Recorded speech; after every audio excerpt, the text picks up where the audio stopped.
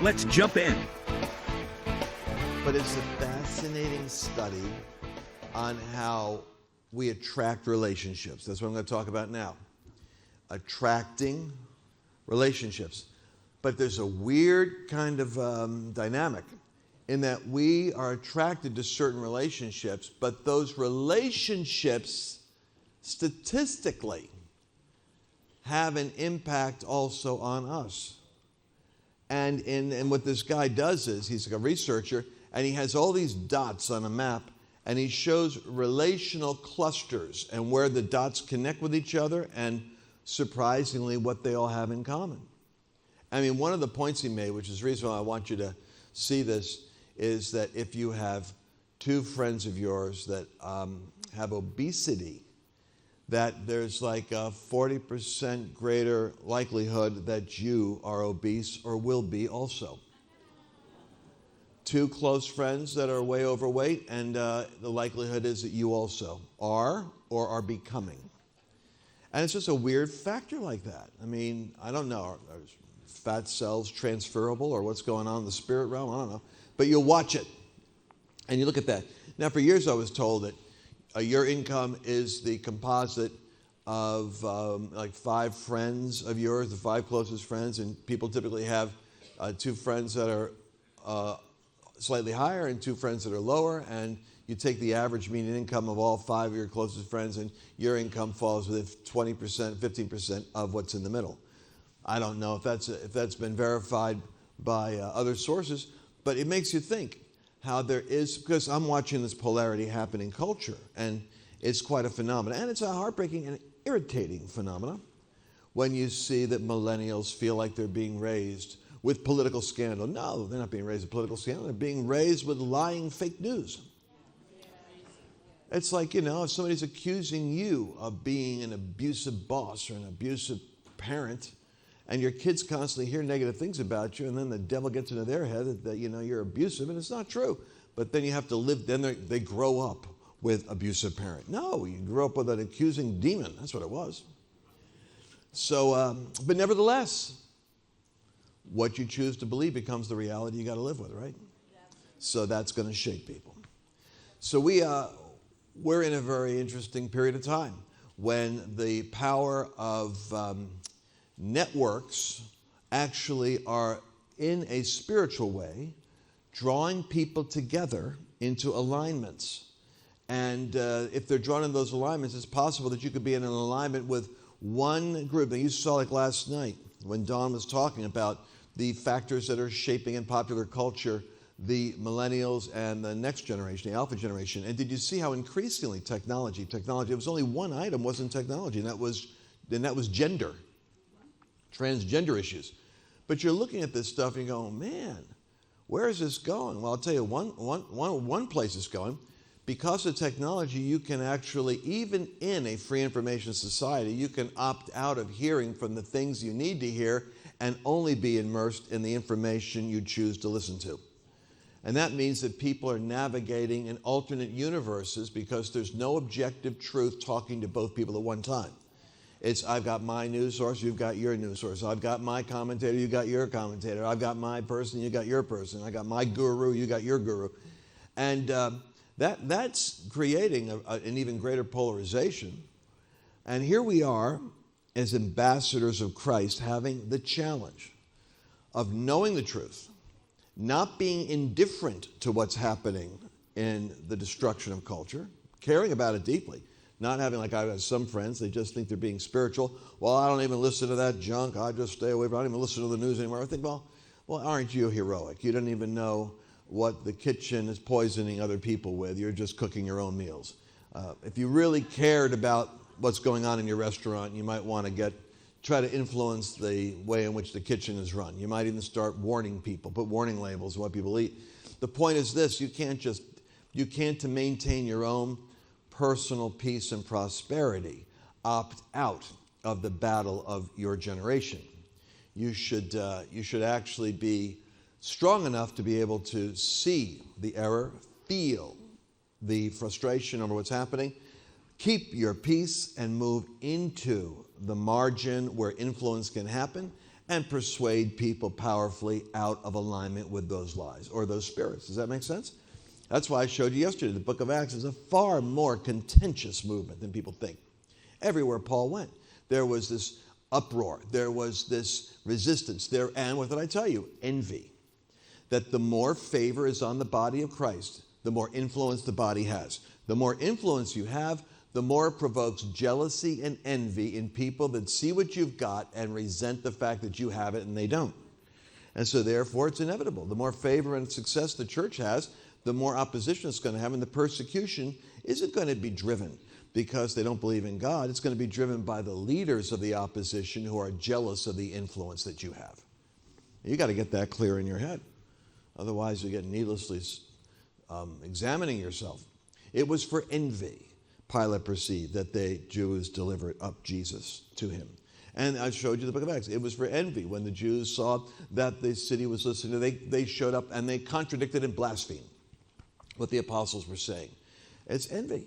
And okay, that's the flip side of favor. Remember, if you get more favor, you get more power in order to persuade, influence, and align the environment around you. And you attract more opposition. And so to the degree that you increase in favor, you increase in what's called the backlash. And you have to have a kind of a buoyancy in the backlash. And this is really important because we'll cover this in layers of detail, and I'll give you data points on the PowerPoint. But the studies that I'm looking at now say that there's this interesting study done where people were in a room where they had ever-increasing loud noises, buzzers that went off, distraction, and they had to answer questions that were like on a computer. And as they made mistakes and the time clock went, there was greater and greater stress. And so, and the noise got louder with the buzzer. And people were in the room. It's kind of a simulated game. And they measured the degree of residual stress. And they could do that by looking at your cortisol levels and stress hormones and such. And they looked at the level of residual stress after the games were played or after the simulation was over. And then they changed the game. Instead of having an inanimate object, a computer or a mechanism, it was a person. And the person, when you made a mistake, was basically an adjutant or insulting. Or, come on, that's stupid. Do it again. Do it again. Damn, can't you get this? Do it again. Try it. And what happened was the residual toxic effect in terms of chemical and neurological measurements was twice as severe when it was a person doing it as opposed to when it was an inanimate object. In other words, it wasn't the noise or the disruption or the stress of the mechanics or the experience. When you feel that it is somebody who is being insolent and angry and toxic towards you, it increases your vulnerability to feeling it and to storing it and to having it affect your own health and emotional state. What happens if a natural disaster takes place? We have these weird tornadoes that hit in the Midwest and in Texas, but look at the hurricanes in Florida. People can literally have their houses flooded, or they're in a situation where they have no food or access to groceries. Everyone needs at least a 4-week emergency food kit. And fortunately, My Patriot Supply has created a 4-week emergency kit. And these products will last for 25 years. The interesting thing is they give you a 2,000 calorie per day meal. And that's the key. Delicious and 2,000 calories a day, because that's what you're going to need to sustain yourself for 4 weeks in a crisis. We had a winter freeze here in Texas, of all places. And we had a couple of days where we had no electricity. I'm telling you something, this makes a huge difference. Mushroom rice pilaf, fluffy rice and mushrooms, seasoned with red wine and herb. And then how about starting the day off? Maple Grove oatmeal, old-fashioned oats, maple flavoring with a pinch of brown sugar. This is what you want to do. 4-week emergency food kit, and that's just for you. Think about your children. Guaranteed, somebody around you is going to need help. You're going to want to at least have the 4-week emergency kit. Go to lancewallnau.com/Patriot. Use that link, and you're going to get a special discount on their special 4-week emergency kit promotion.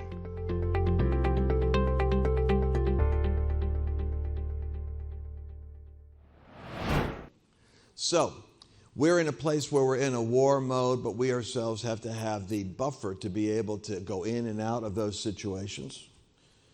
Making sense? This is a relationship, but being wise as serpents and harmless as doves means you have to know what's going on.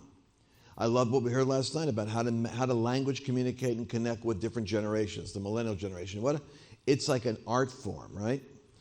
And while I'm looking at that, I'm thinking we have to, as I'm saying, we have to create our own micro communities, because the church, its greatest weakness is that it's bottled up and does not have a paradigm for engaging culture, and culture is getting lost. And you guys know the illustration that I've done for years, and if you don't, you really need to understand it, because what's happening with America isn't a reflection of who's president. That's not what's happening in America. What's happening in America is the church historically had so much influence over the culture that the institutions were all shaped by Judeo-Christian values. There was a Judeo-Christian family. There was a mom and a dad and the kids. But as divorce hit the family and as it fragmented, we had the deterioration of the family as an institution that could be held up as a framer of values and worldview. It declined in credibility and strength. But there was education.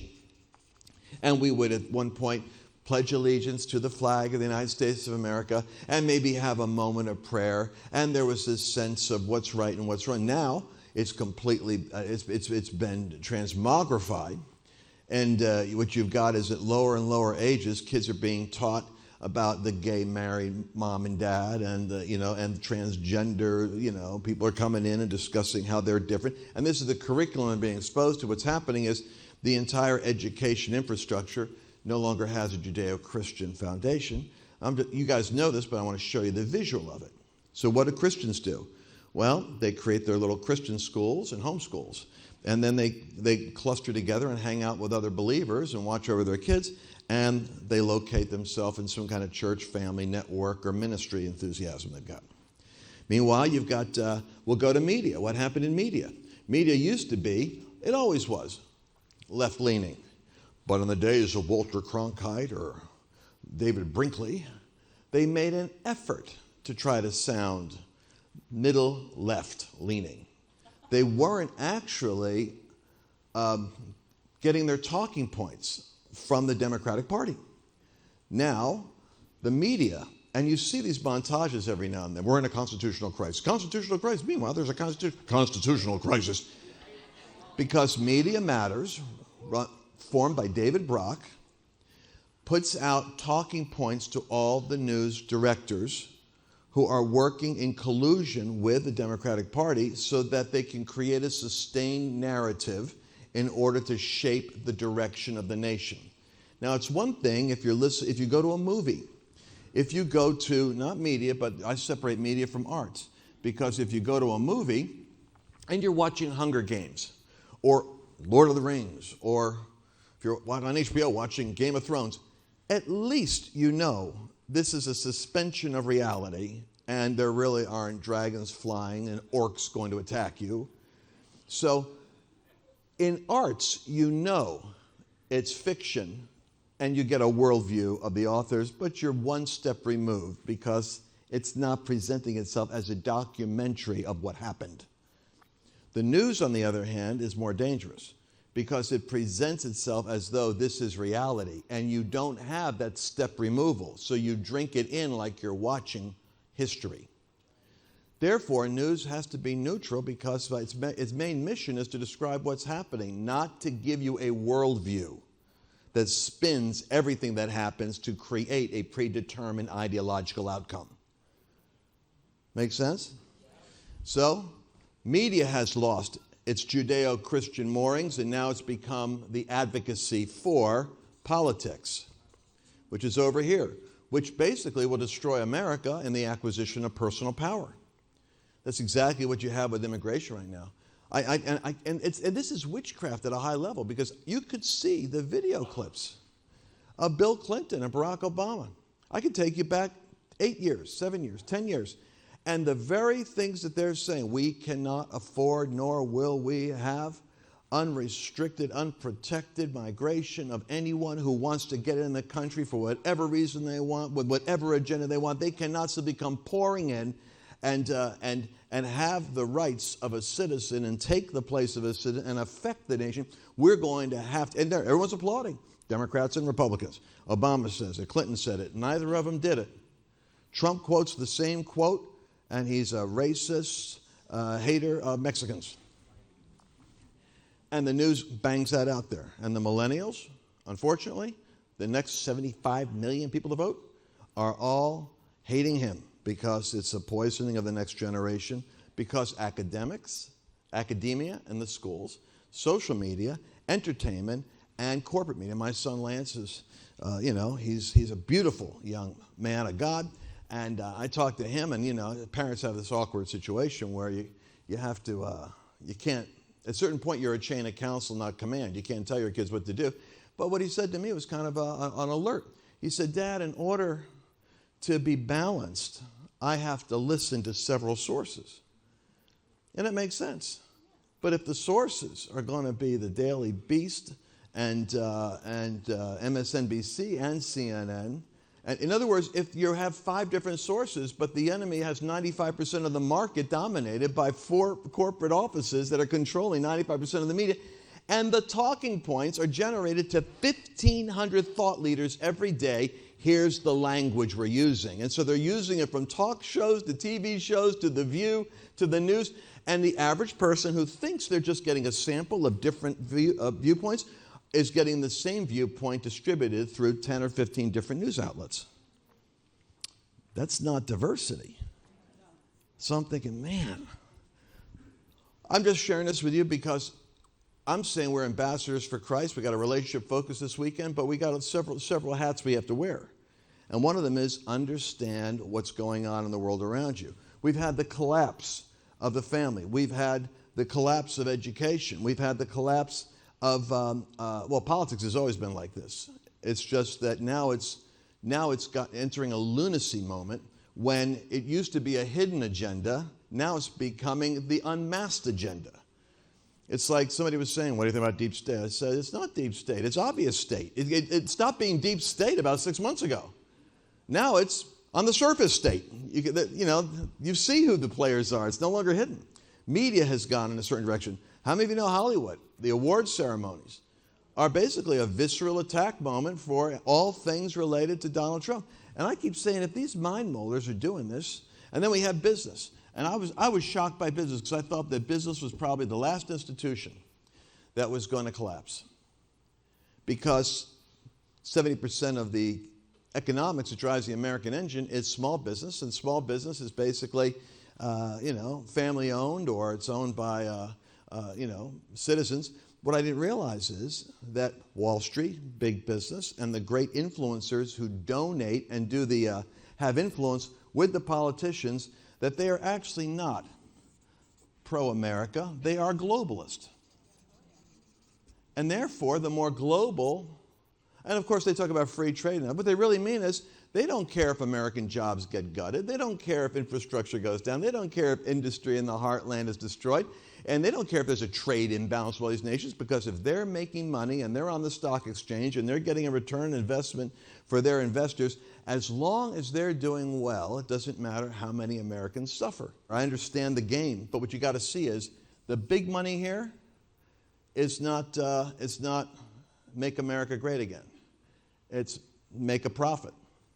And so you've got the business arena, the arts, you've got the media, you've got politics, and of course this goes down to the judges, which is a scary thing, because as these all collapse, all power goes to government and courts.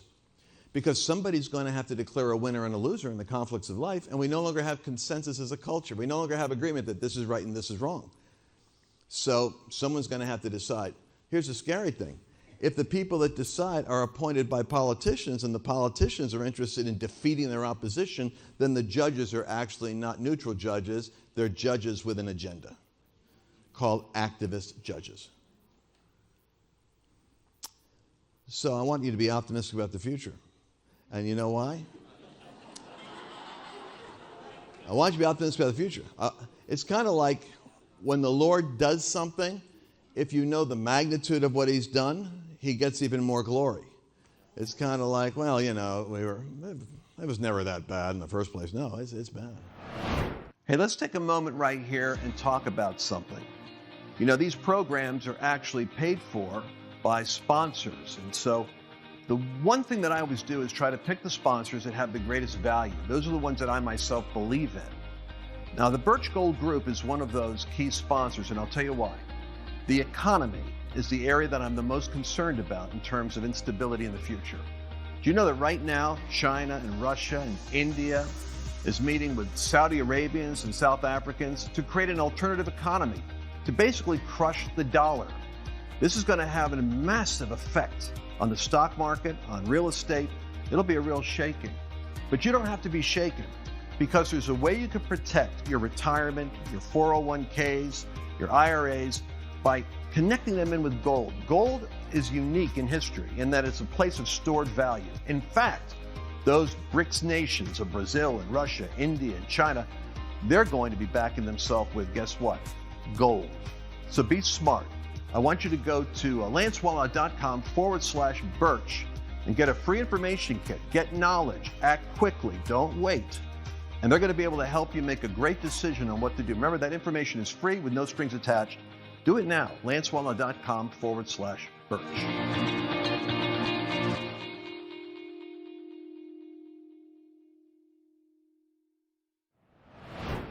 Did you enjoy this latest episode?